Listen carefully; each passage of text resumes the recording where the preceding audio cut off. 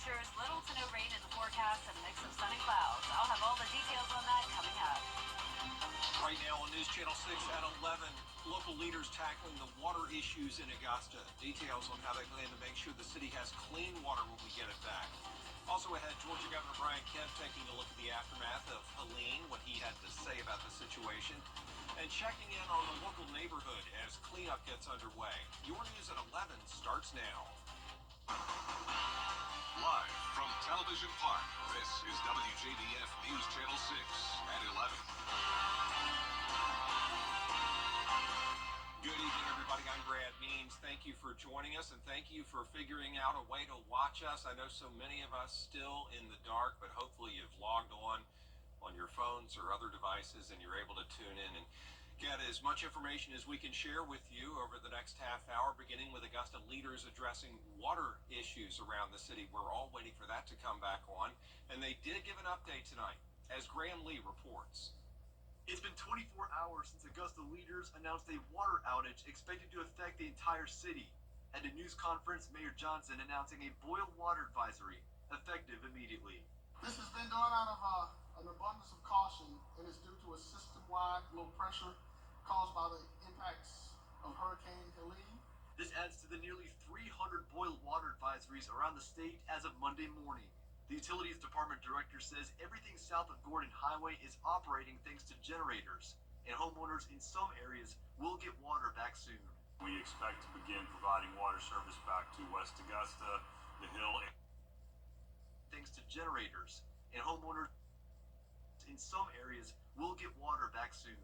We expect to begin providing water service back to West Augusta, the Hill area, parts of Tobacco Road, and Fort Eisenhower sometime tonight or tomorrow. Chief Antonio Burden confirming the city's plans to open additional locations to supply water. Our citizens will be able to bring their own jugs to fill at these locations. In addition to those sites, we will continue giving bottled water at the municipal building, Southgate Plaza, and Diamond Lakes. Keep in mind, we too have families, we have homes that have been impacted by this. That has not stopped us from being here from sometimes 16 to 20 hours a day. But we're here because we love this community and we want to get through this. Locations will begin distributing water starting at 8:30 tomorrow morning. You can find more details on the advisory on our website, WJBF.com. In Augusta, Graham Lee, WJBF, News Channel 6. And an update from Aiken today as well. The mayor and leaders, including Aiken regional representatives, had a news conference. As we begin the process of recovery, which we will, knowing that our city is mobilizing every resource and partnering with county and state agencies to assist you. Please lean on us, lean on the city, call us, ask questions. We are here to answer. I don't mind at all. I rather enjoy giving out information that is the truth instead of rumors. Mayor Milner also stressed the importance of being kind and working together to recover from the storm. It is time now for a first check of our forecast. Our chief meteorologist, Jenna Petracci, is joining us now. And Jenna, good job by you keeping us posted on the way that local power companies are handling these outages. Yeah, Brad, it's exciting to see the numbers go down as we go through time here. It's definitely taking quite some time, but as expected, I mean, there is a lot of power outages across the entire CSRA, so it's important that we all stay patient and hang in there. I know it is very tough. I'm going through it myself. A lot of us do not have power still, especially in places like Columbia, Richmond, Burke County. Notice those values still over the 70% range, but definitely a lot of improvement from even yesterday when a lot of counties were still at 90%. Notice Glasgow County, though, still picking up on 99% of families and households without power, and still some very high values here as well, but definitely some improvement in McCormick and Saluda County down to around 50%. Let's take a look at those observed wind gusts from early Friday morning from the National Weather Service. These are the official reports. Of course, as you probably already have heard, Augusta Bushfield picked up that 82-mile-per-hour gust. That was the highest one across the entire CSRA and the second highest gust to ever happen in the Augusta area. So that just shows how powerful Helene was as it moved through our area. It's great to see the wind gust map not showing anything really at all. We are seeing winds under 3 miles per hour. It's a very calm night, but the downside of that is, of course, we would like a breeze tonight. It is pretty warm and humid, especially if you're not having power right now. I know it would be nice to have one of those cool mornings with low humidity and a breeze. And unfortunately, our temperatures right now are in the low 70s, so pretty muggy out there with dew points in the upper 60s to around 70. And as for our Terry Lambert Hyundai Skyview cam outside the station, it is nice and dry though, so we don't have to worry about much rain at all this week. Just a very low chance of a stray shower or two. Just some clouds passing by on satellite and radar. Cold front to the west of us, but really no rain associated with it. We'll stay pretty dry over the next couple of days, but keep in mind the river levels are still rising, so we do have some flood warnings in place. Coming up, I'll have a look at your full 10-day forecast, but back to you, Brad. All right, Jenna, thanks. Georgia Governor Brian Kemp making a stop in Augusta today. He talked about recovery efforts at the state and local level. Here's Hannah Latier. The president just called me yesterday afternoon. I missed him and called him right back. And he just said, hey, what do you need? And I told him, we got what we need. We'll work through the federal process. He offered that if there's other things we need, just to call him directly. He says he submitted an expedited emergency declaration to be approved by FEMA. They have acknowledged receipt of that, and I'm sure that they'll take care of that very quickly. GEMA Director Chris Stallings says aid is coming in from states near and far. So we brought it in from Texas, we brought it in from New Jersey, we brought it in from Missouri, we brought it in from Maryland, we brought it in from Montana. He says many drinking water sites, shelters, mobile 911 centers, generators, and other resources are set up or on the way. There's also plenty of gas. You'll start seeing pods or points of distribution starting today, all throughout the affected area. There's plenty of fuel as soon as we can turn some power back on. 1,500 Georgia National Guardsmen are helping out in various ways. We're also going to have some folks here to help with traffic control and any security operations that come up, and we'll do that over the next couple of days here as well. We're going to continue to assess just the damage across the state, and then we'll be able to expand as needed. Governor Kemp says crews are working around the clock to get us back to normal. We will not waver until we get everything put back together.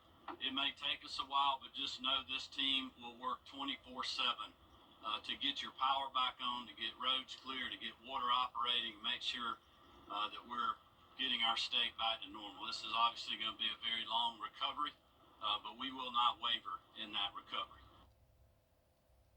You can go to the GEMA website for information about shelters and other resources. Well, things are a long way from getting back to normal in Augusta's Vineland neighborhood.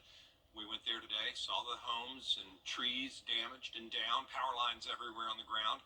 One longtime resident echoing the sentiments of people all over the CSRA when he said he hasn't ever seen anything this bad. And of course, right over their fence there in Vineland is Augusta National Golf Club, and neighbors say they think that area probably got hit hard too. I think they probably got hammered too, but they have a lot of people to help them clean up. I wish I had all those people. So, but you're pretty confident there was a lot of damage over there. Yeah, I would imagine there is. I mean, it looks like, from what I can see, it looks like something came through here and just tore everything up. So. Augusta National did put out a statement saying it is assessing the impact of the storm at the club. Shelters are continuing to open across the area, including the new Brigham Community Center in Augusta, one of 2 Red Cross centers in the area. They have them in McDuffie, North Augusta, and surrounding counties too. All part of the effort to help people get back on their feet. When we have a major disaster, the Red Cross works with great community partners. We work with GEMA, we work with our city and county officials, and we work with other agencies like the Department of Public Health to make sure that we have a safe place where people can come if they need a place to stay, whether that's for an hour, for overnight, or for a couple of days. If you need help, check out the Red Cross website for information about shelters in your area. Still ahead, a local food bank feeling the effects of Helene. Now they're managing higher demand and a staff shortage after the break. And a mix of sun and clouds with just stray showers. Next week, we'll see a bit of a cool down, and we also have a lot to talk about when it comes to the tropics. Stay with us for the latest on that. Tuesday night with just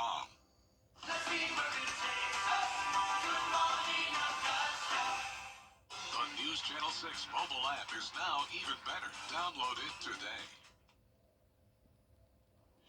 Now, your most accurate forecast with WJBF Live Viper 6.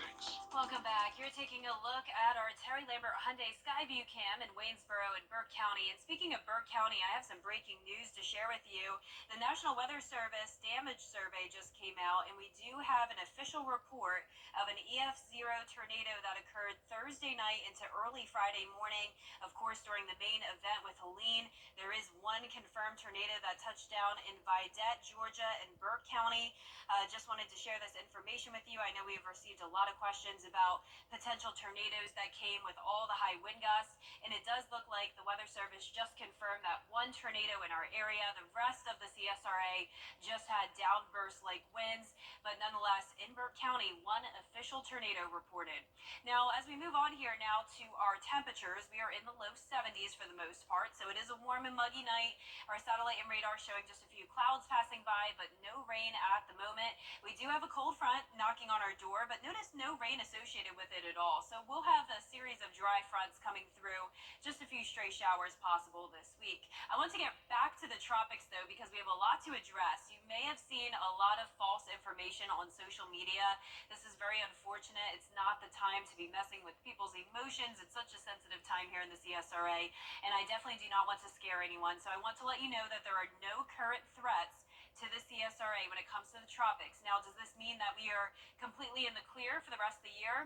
Not at all, because we are still into hurricane season through the end of November. So it's important to stay informed and stay aware that as of now, there is by no means a hurricane headed our way. We have had several other storms form though. The next one will be Leslie, and we will keep you updated on that. So be sure to follow the entire weather page on the entire weather team on Facebook. We were always keeping you updated there. And also take a moment to download the Live Viper 6 weather app. We actually have the latest information on there from the National Hurricane Center. So whenever there is a cone of uncertainty put out for a storm that could be impacting our area, you will see that information on our app. Now, some good news. This is now just the remnants of Joyce. So Joyce is done with. Isaac is done with. That's post-tropical cyclone Isaac. So the only named storm we're really watching is Kirk. This will not be an issue for us. Notice it's going to stay in the open Atlantic, known as a fish storm, not impacting land. It's even far away from Bermuda. This will be a strong storm though, major hurricane, so we are fortunate that that will not be an issue. We do have two other areas to watch. This is the one you're hearing a lot about on social media. Now, I'm not going to lie. Of course, there is a chance of development here. It's at 40%. It's possible it could become a named storm, but it is way too early to tell, and there's no reason to cause any fear with this. We will keep you updated, but I will say the chance of development is going down. Earlier today it was at 50%, now it's at 40%. Wave off the coast of Africa at a 90% chance of development, but that will likely follow a similar path to Kirk, staying in the open Atlantic. As for our future cast here, you can see, as I mentioned, a few cold fronts coming through, stray showers in the forecast here and there, mix of sun and clouds, but overall a mostly dry week with near average temperatures for this time of the year. As for the dew points, not as low as we would like them to be. Unfortunately, we're not in that comfortable range just yet. Still feeling pretty muggy, but next week we will start to get some of the humidity relief along with some heat relief. Low temperatures in the mid-60s for now, going down to 60 exactly by next Monday morning. But in the meantime, our lows tonight will be in the mid-60s. Highs tomorrow will be in the mid-80s. And that 10-day forecast showing a pretty nice weather week for us, 10 to 20% chance of rain. Not much going on this week. Temperatures in the mid-80s for now. Next week, we'll see that cool down. Highs in the upper 70s, lows in the upper 50s. All right, look forward to those 50s. That's going to be nice, Jenna. Food banks are typically ready to help in times like these, but they're feeling the pressure. This morning, you see Amazon delivering generators to Golden Harvest Food Bank. Feeding America, Feeding Georgia, and Feeding the Carolinas all sending in extra staff and supplies to help. We don't have staff to help us do this, and so we're really praying up the volunteers that may be able to come forward. We know that the challenges are just great for people to even get out of their homes and come and assist. The Master's Table Soup Kitchen on Fenwick is closed right now. Plans are underway to find out how to reopen as quickly as possible. Up next, the death toll still rising all over the southeast after Hurricane Helene. We'll have the latest as coverage you can count on continues. But first, the winning numbers for tonight's South Carolina Lottery. Pick 3, 098. Pick 4 tonight, 0146. And the fireball was 0. Dr. Chandra Arnold. Opening up a whole new life, like sunshine coming up. I would recommend it to anyone. Take back the life you love and book your personalized heart support fitting today. As the entire CSRA continues to recover from the devastation left by Hurricane Helene, News Channel 6 wants to send our prayers to everyone affected. You can hear trees falling everywhere. Can't sleep, that's for sure. Sound like a bomb went off and just totally destroyed my house.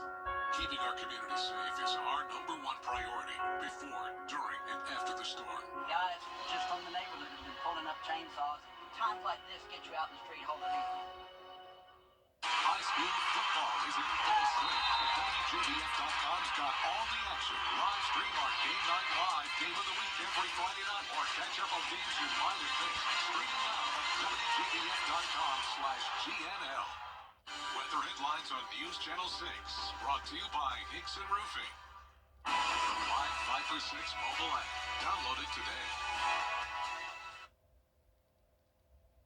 Well, just a catastrophic scene across the entire southeast in the wake of Hurricane Helene. At least 120 people confirmed dead across 6 states. Rena Roy has more. Gushing water as a rain-soaked hillside gives way, picking up speed and picking up anything in its way. My car's gone. I'm okay, it's okay. Everything's gone. Helene bringing wind, heavy rain, and causing flash flooding, leaving a path of widespread destruction across the southeast. Asheville, North Carolina, hit particularly hard. I don't know if anyone was prepared enough for this. Interstate 40, a major artery, now partially shut down. You can see a section of the road now gone. Hundreds of other roads also closed, cutting off communities now in need of basic supplies. Water distribution sites are being set up. We're sharing food and water is now becoming available. Hundreds of people unaccounted for. Search and rescue teams out in force. The destruction stretching from Florida to Virginia. The storm making landfall in Florida's Big Bend area.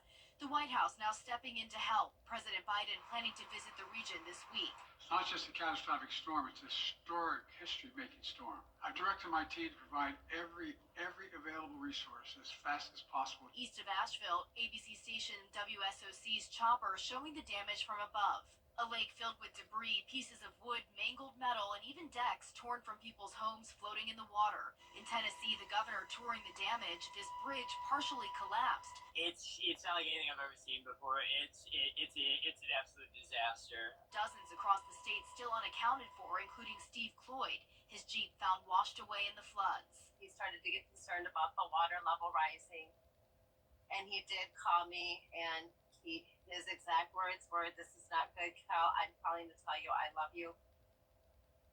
Experts say human-amplified climate change is causing extreme rainfall events like Helene to become more frequent and intense. In the southeast, extreme precipitation events have increased by about 37% in recent decades. Rena Roy, ABC News, New York. Georgia's agriculture commissioners spent the weekend in Douglas and Coffee counties assessing the crop damage from Helene. Commissioner Tyler Harper requesting federal block grants to help Georgia farmers and producers after the 3rd hurricane to hit the Peach State in the past year. The hardest hit products, cotton, pecans, timber, and poultry. The USDA's Farm Service will extend emergency credit to farmers to protect those who lost crops and livestock. The biggest thing after a storm for our farmers, producers, and our ranchers across the state, regardless of where you are, is to document the damage. Contact your crop insurance agent, contact USDA FSA, make sure we're getting in touch with UGA Extension, make sure you're talking to our team at the Department of Ag. We want to ensure that we have as much documentation as possible. Harper says the damage could end up costing us more at the grocery store with limited supplies from this year's crops. Still ahead, the clock is ticking. In just 7 minutes or so, port workers could hit the picket lines. Details on how that strike can hurt the economy as coverage you can count on continues. Wow, see you. At midnight, thousands of dock workers on the east and Gulf coasts could go on strike, a move that could really hit the economy hard. Melissa Don has more. With negotiations stalling, nearly 47,000 union dock workers likely to walk off the job at midnight, kicking off a massive strike that could shut down 14 ports from New England to Texas that handle about half of the goods shipped in and out of the U.S. The work stoppage could cost the U.S. economy up to $7.5 billion in 1 week, according to Oxford Economics. The standoff between the International Longshoremen's Association and the United States Maritime Alliance could disrupt the shipping industry, leading to delays in goods and possible price increases. Everything from cars to fresh fruits, machinery, appliances, and even electronics. ABC's Elizabeth Schulze visiting a Maryland food warehouse that imports nearly all of its products. VP Kevin Ree says they've been stockpiling ahead. I hope that both of them understand that they're not the only players that are involved in this, that there are many businesses, that there are many people, that there are many livelihoods that are affected by this strike. Union members are demanding a 77% wage increase over 6 years, with top pay climbing from $39 an hour to $69. Also calling for a total ban on the automation of cranes, gates, and container-moving trucks used in loading or unloading of freight. The United States Maritime Alliance has once again responded, now offering nearly a 50% pay hike. The Port of New York, New Jersey, one of the nation's busiest, preparing. We have been taking countless precautionary steps to speed up the process of unloading these ships and deal with the cargo containers in advance of this. President Biden saying he does not plan to intervene, which he has the power to do so, saying it is collective bargaining. Melissa Adon, ABC News, Los Angeles. Well, here we are about 36 days until Election Day, and tomorrow we're going to hear... I was a quarterback at Broadway High School, college first-round draft pick, on and off the field. We were taught to not show any signs of weakness during the football season. I would stop eating, but I didn't know I was depressed. I thought that something was wrong with me. For 20 plus years was physical. We didn't have any education behind what mental health was. I started to learn it starts here first. If this is together, I'll be better as a father, as a man, and as a husband. Put the importance on your mental health. I'm not scared to talk about it anymore. First one is therapy. The second one is positive self-talk. And internally, putting your thoughts on paper. We have to redefine what being a strong man is and heal. Love your mind. TV's #1 entertainment talk show has everyone talking. Entertaining, hilarious, and so fun to watch. Funniest couples is Lucy and Ricky. Big Strong and Love. Weekday mornings at 9 on News Channel 6.